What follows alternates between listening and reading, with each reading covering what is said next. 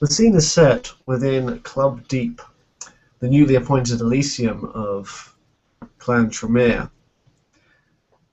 Within the main dance floor, John Stanhope comes back out of the little side room he was in, speaking with his clan, and positions himself back upon the stage, and the wooden makeshift throne that's been provided.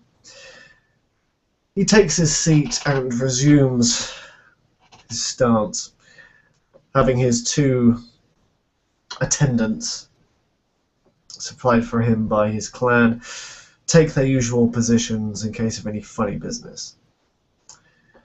And with very little pomp and ceremony, John strikes the stage with his cane. Let the presentations continue.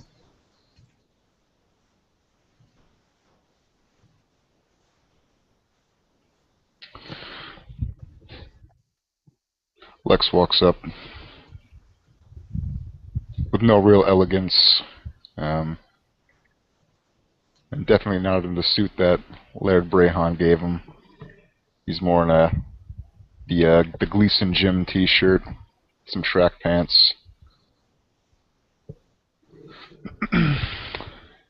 He takes a knee before the prince. Prince, I am Lex Chambers of Clan Bruja.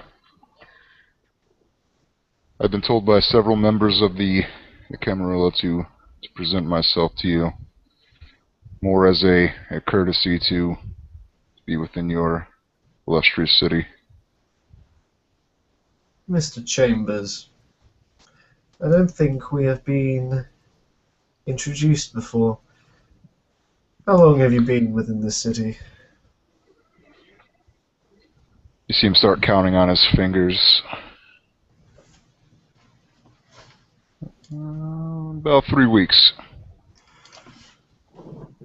I see. For the first 2 weeks, I traveled the streets and I haven't met any kindred. I thought I was the only one here for quite some time. And where did you come from, Mr. Chambers?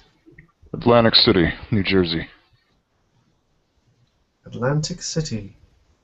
Is that still Camarilla held? It is, yes. Who is the Prince of Atlanta at this current time?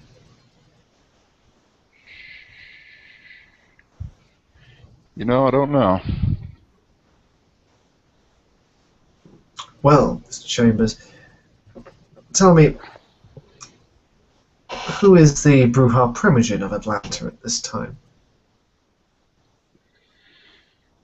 Again, beats me. My sire kept me pretty close knit. I see. Who is your sire, may I ask, Mr. Chambers? He goes by the name of Jax. Goes by the name of Jax. Tell me, Mr. Chambers, are you a fully fledged member of the Camarilla, or are you part of the political movement known as the Anarchs? I would say a bit of both. A bit of both. Oh, very interesting. Now, forgive me for being so blunt, Mr. Chambers, but with the Sabbat infested all over the New World, including numerous attacks on New York, only a stone's throw away from the place you said you came from, why on earth would I allow you in my city when I have no credentials for who you are or who you say you are? That's a good question. I mean, I guess you can say that about anybody, new or old here. Mr. Chambers, I am not a man to make risks, nor am I one who will just blindly allow an infiltrator into my domain. So lest you wish to be chased out of the city, I think you better think very carefully on your answer. Let me rephrase. Why should I let you in my domain?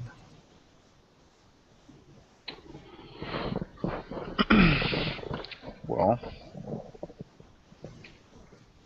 as it stands, so far as I've done nothing wrong since I've been here, at least not to my knowledge. I've been keeping to myself for the most part. I've met a couple of your clanmates, this Laird Brayhorn. I've convened with him several times. Really, I'm just here to see what's out there. Find a new place to call home. Never really had one.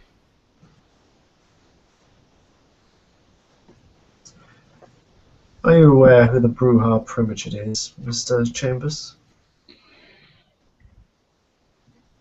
Yeah, I heard his name before. It's a Creed. I see. Creed something. Have you met with the gentleman? I heard where he dwelled, but not too much luck on finding where he's been roaming around. I see. I did meet his child. That helps. Nick DeForno. Oh, a colourful gentleman he is too. Yeah, I'm not a fan of him. He certainly has that effect on most people. What would you say where your talents lie, Mr. Chambers? Well, before my embrace, I was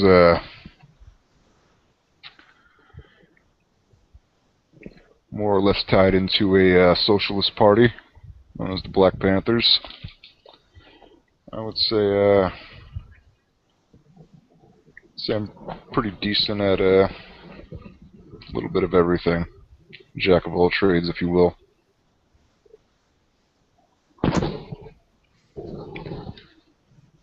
I see. Well, you have two choices in front of you, Mr. Chambers. You can either take the first option, which is allow me to ask you a few very simple questions, a little more forcefully than I'd like. Or I can run you out of the city. Your choice.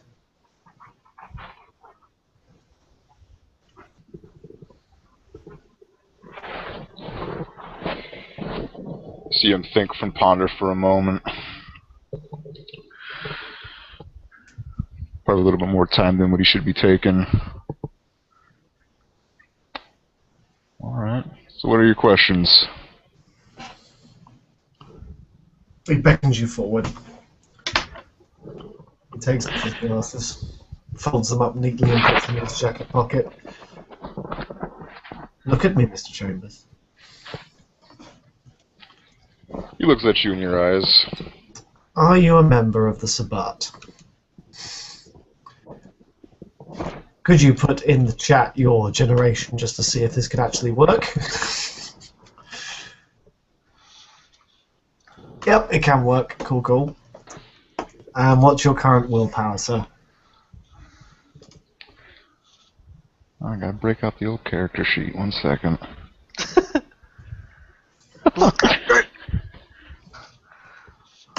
He's gonna go all Batman on me. Look at her. Look at her. Where's Rachel? Willpower 7. Oh, okay. Jesus. Right, let's see how this goes. Oh, Jesus. Enchanting voice works for Dominate, right?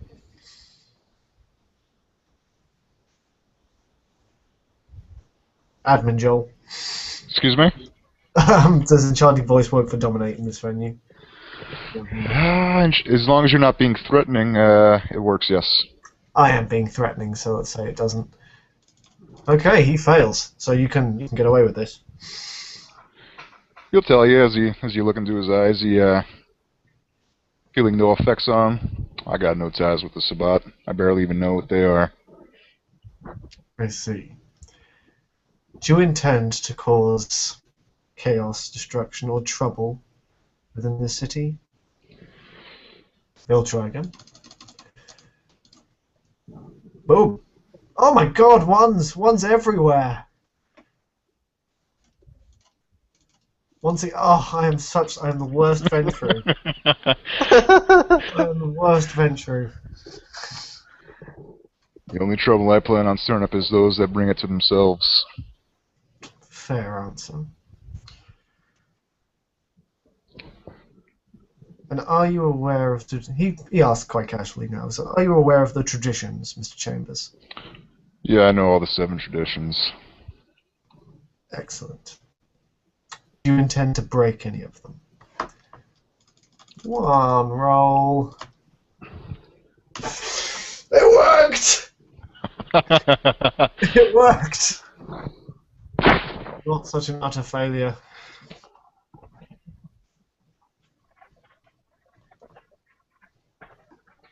So you just roll and dominate, is that it? Yep. Alright. Do I plan on... What was the question again? Sorry. Do you plan on breaking any of the traditions?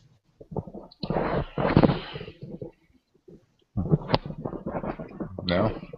Not if I don't have to. Well, despite your flippant remarks, Mr. Chambers, I will give you a grace period of 2 weeks within my city.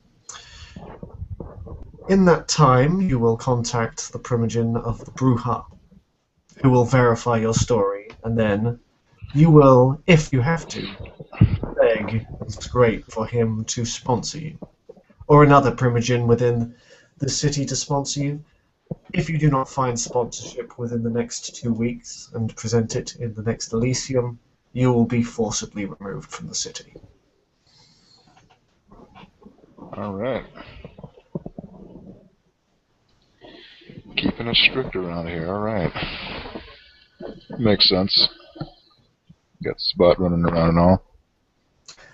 My apologies, Mr. Chambers. I hope that at least for this evening we can enjoy ourselves with the beverages and entertainments that have been provided. To understand the position I am in. Of course, of course.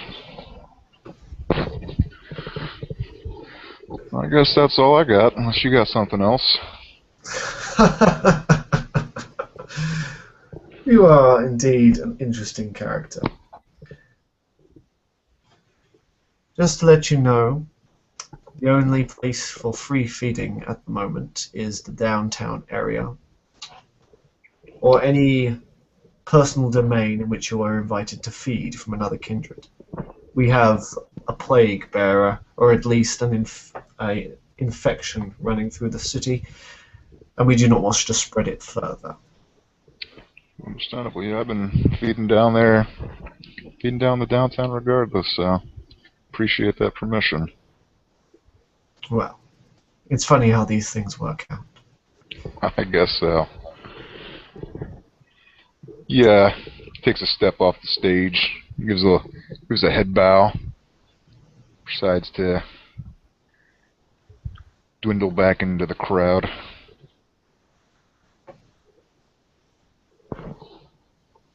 Interesting fellow. Anyone else wishing to present themselves? Without hesitation, Alexander Crown moves from the crowd up to the presentation area, and he will give a very elegant and Ventru etiquette bow to the prince. Prince Stanshope. Mr. Crown, please rise. He will do so. It is always a pleasure to see you, dear cousin. How have you been keeping? Busy, my prince. Very busy. I have been updating Dragonstone Security with their R&D, and I hope to have a presentation for you and the Primogene Council very soon. Fascinating. I look forward to you unveiling these endeavours that you have been locking yourself away for so long. It must be something truly remarkable.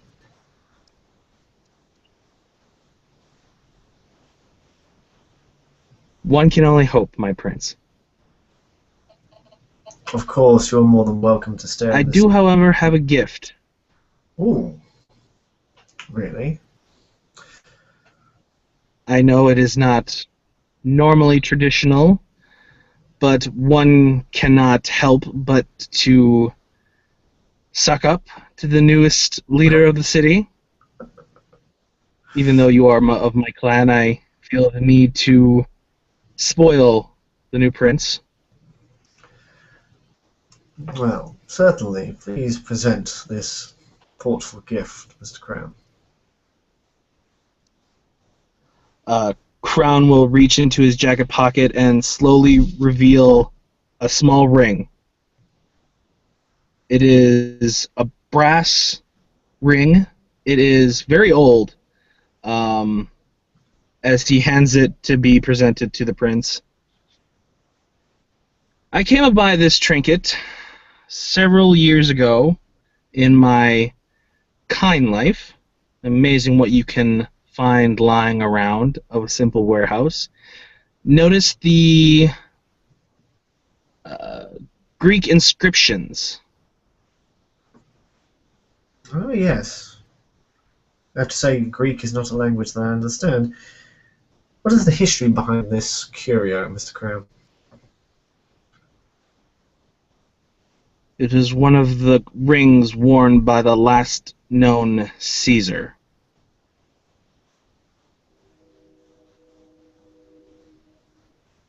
John is actually, like, pretty awed and shocked at this. You're joking, right?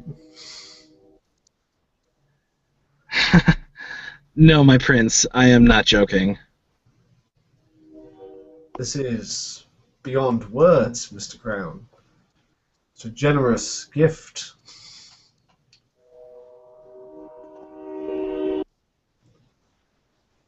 I mean, it would be priceless to any museum. I am humbled by your thoughtful gift. Although it may make a wonderful showcase in a museum to any collector, but an item such as this should be worn by a ruler.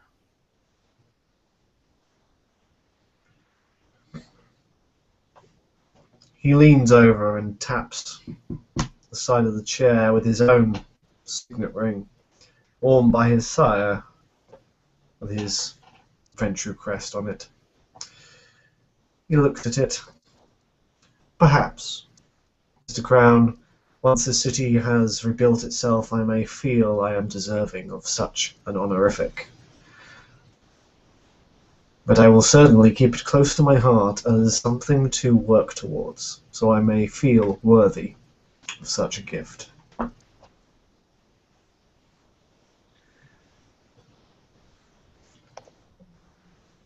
If that is your wish, my prince. Though there's an old saying, how does it go?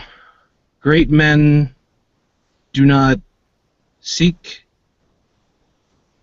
leadership. They have leadership thrust upon them, something to that effect. Very The mere fact that you say that you are not necessarily worthy of such an item could possibly mean that you are.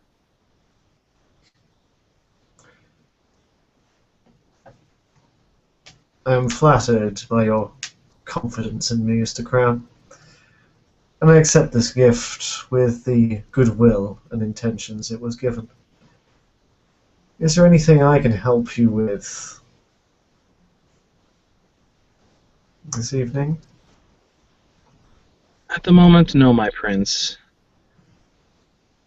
in the past few weeks, you and I have met outside of Elysium, and I have already taken care of most business that requires your attention, so I will not further your time at this Elysium, where you have plenty others who wish to speak with you.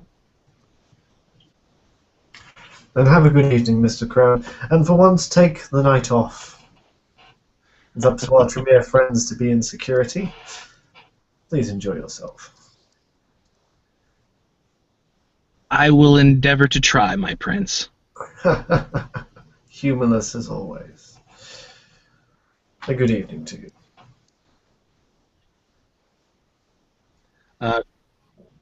Crown will once again give a very etiquette bow, and he will back away, not turning his back to the prince. He will slowly back into the crowd, and once he has reached the door to the area, he will go about his business. Oh, that's right. One more thing I forgot. God, I was told to give you a gift, Mr. Prince. You see him reach into his pocket and he pulls out a patch, and it's a red star, and in front of the red star is a black fist. He hands it to you. Take note of this as a symbol of oppression, but a symbol of progress. A black hand. Black fist, not a hand. It looks pretty much like a hand to me, Mr. Chambers. It's a clutched fist. A clenched fist. I see. Thank you.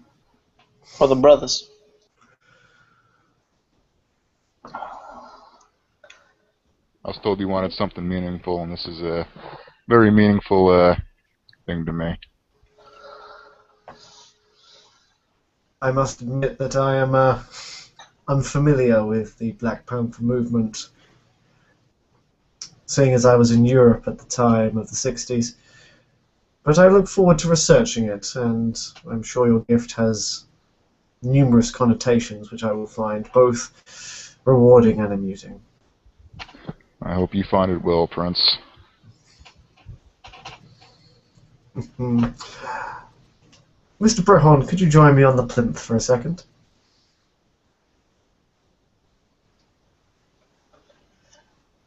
Laird stands up from where he was sitting, and he walks over to you and bows his head in deference. My friend. A small matter, and he leans over and whispers, "Watch that man, watch that man, watch that man."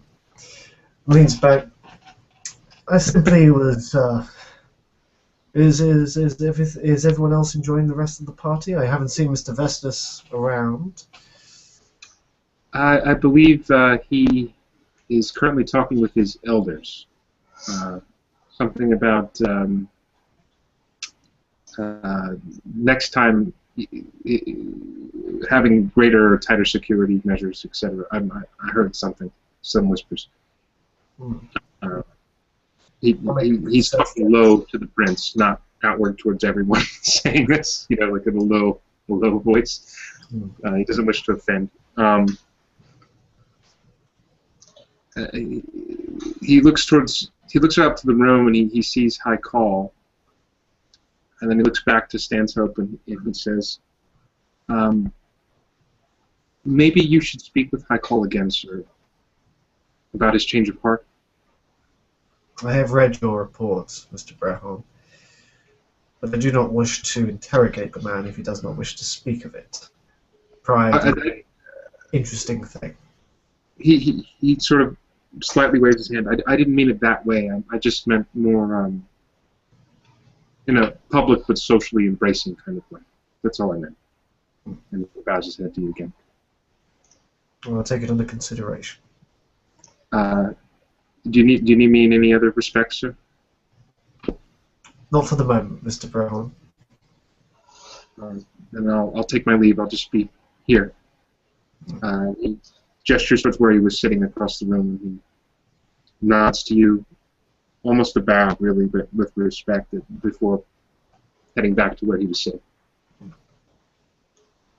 Juan walks down the steps back onto the first floor as he opens the door and looks at Mortimer, who I guess are both enjoying some drinks up at the top, and looks at the prince, raises the bottle. Príncipe, I do not normally drink blood, but when I do, I prefer Stanhope brew. And he looks back at Mortimer like nudging. Ah, Mortimer stay will thirsty. smile. He gets the reference. How very droll. Gracias, Príncipe. And he goes to sit down, kind of laughing to himself as he just found out what that reference was. Are there any other presentations? Step forward.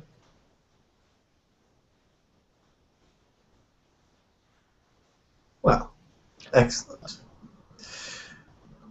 Seeing as the official part of the Elysium is over, let me welcome you all to please enjoy yourselves within these walls.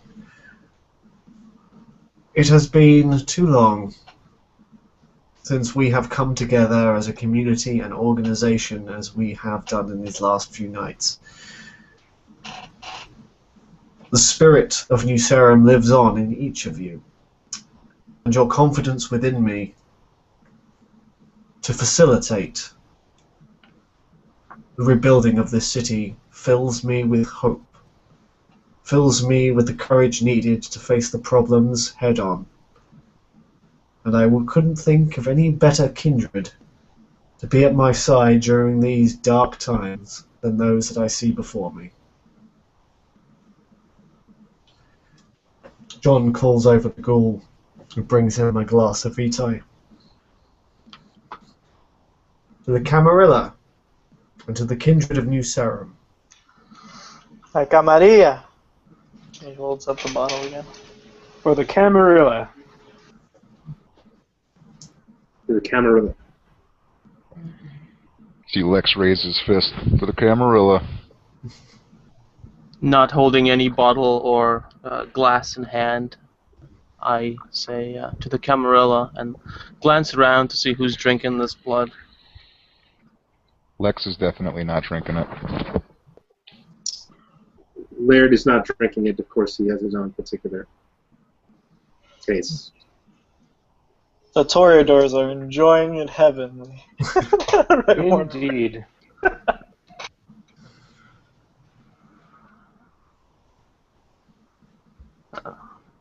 After the toasts and whatnot, after the presentations have been brought to an end, Haikal would step forward and keep his head down for a moment, then look up at the prince. The Malkavian clan has made its decision and has selected me as Primogen, and Megan has been chosen as Harpy. Excellent choices all round. I look forward to seeing your introduction to the Primogen seat no longer as a representative, but as an equal measure. Yes. Furthermore, though, and I glance behind me at all the people kind of like, watching and whatnot, and look back towards you. The Malkavian clan has changed its stance on the asylum situation. I see. And what is the stance in the Malkavian clan? From our knowledge, which is admittedly assumed, though with great backing, new evidence and historical evidence, truly, we believe that 3 murders, diableries, have been committed in the asylum. Diableries of my clan, the inmates. So I cannot stand with a killer, a murderer. A sinner of great crimes, Mr. Haikal. But do Yes. not look so forlorn and downtrodden. It took a brave stance to side with something in the sense of peace.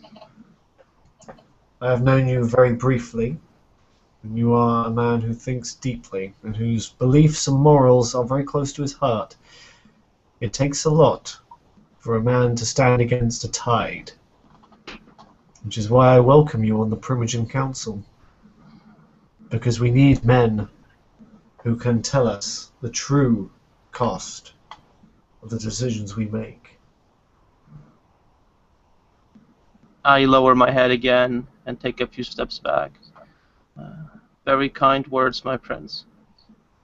And I thank you for the confidence.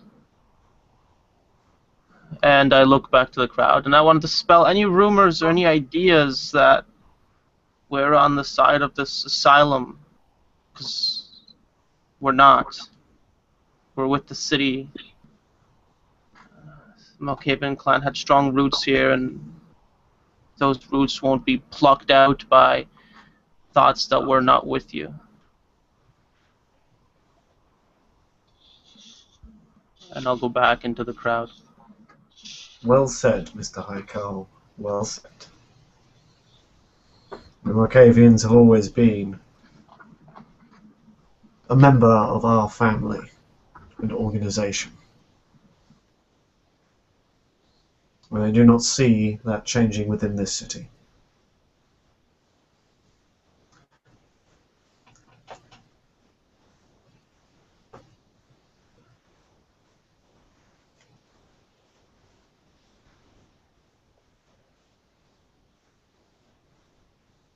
Well, is there anything else, gentlemen? Or shall I leave you all to your festivities? Have I loved? As he, Let's call this gets thing up adjourned. Red just Sounds- smiles at Sanso and shakes his head. John claps, and he brings on the dancing girls.